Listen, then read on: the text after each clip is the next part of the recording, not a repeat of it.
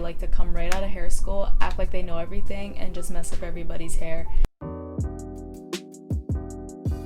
Today we're going to be talking about getting started as a hairstylist or a cosmetologist.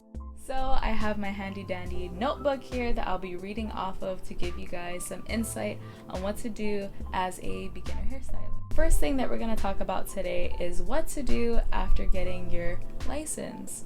So most people, after they get their license, they really don't know what to do with it. Obviously do hair, but like they don't know what step to take next after they get their license. So my recommendation is always to look for a entry-level salon. You don't want to overwhelm yourself by applying for like a really big high-end salon, not applying as an assistant and like trying to convince them that you're some like pro hairstylist and stuff like that. That's going to be setting yourself up for failure.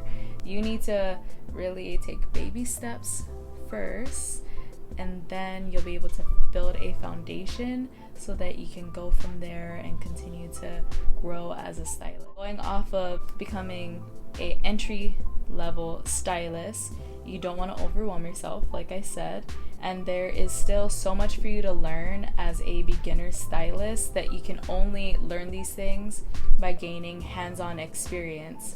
So even though you're an entry-level stylist, you can also become an assistant for somebody. You can learn a lot from them because they've been in the industry way longer than you have. And it's always good to make sure that you're always willing to learn, because a lot of people, they like to come right out of hair school, act like they know everything, and just mess up everybody's hair.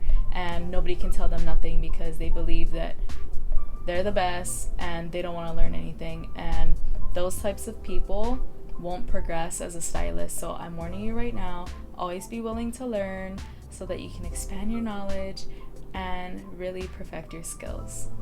So point number 2 that I do want to make is always attend hairstylist expos, classes outside of, you know, getting your license and going to hair school. Like there is hair shows out there and expos. So for example, things like I don't know if you guys are familiar with Lisa Loves Balayage, but she has a balayage boot camp. So if you're really interested in learning more about color and placement techniques for your highlights and things like that, you want to make sure that you're constantly being updated with the newest trends, the newest techniques. Especially as a young stylist, you don't really have any technique yet, so you want to always learn from people who know what they're doing and build a foundation from that. You do not want to get sloppy with your techniques and get stuck in an old way of doing something wrong.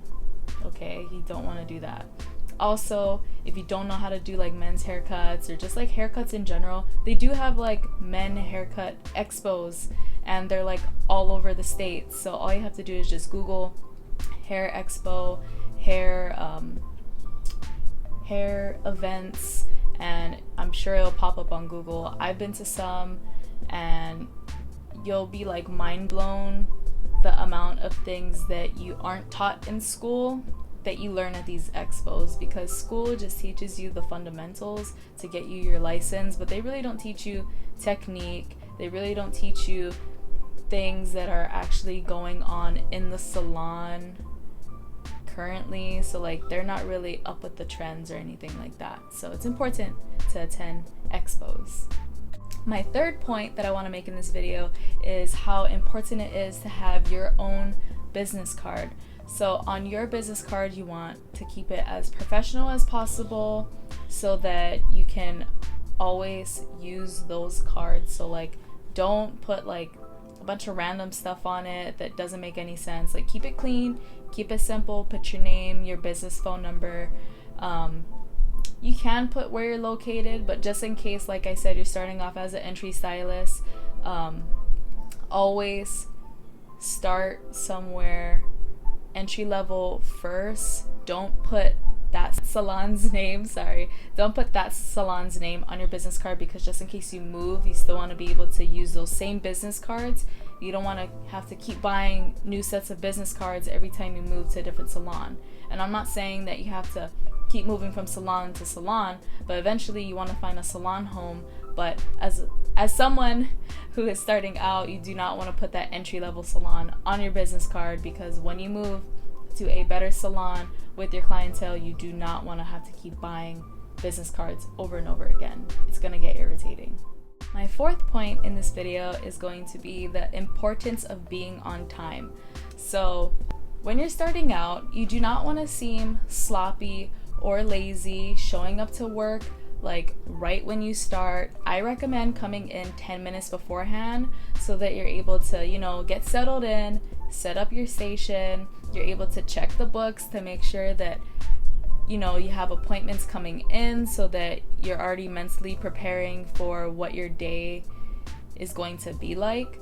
So always come 10 to 15 minutes earlier, set up, check your books, and along with the whole business card thing, you might have people calling or texting you directly to schedule an appointment. So you want to make sure that you have allotted time to go onto your business phone and write down the appointments that you need to for the day as well. Okay, so my fifth point is to remember to always have fun, yet be professional at the same time.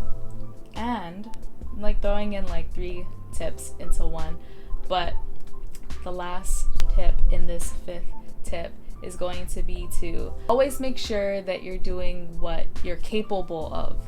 Don't overpromise something that you cannot do.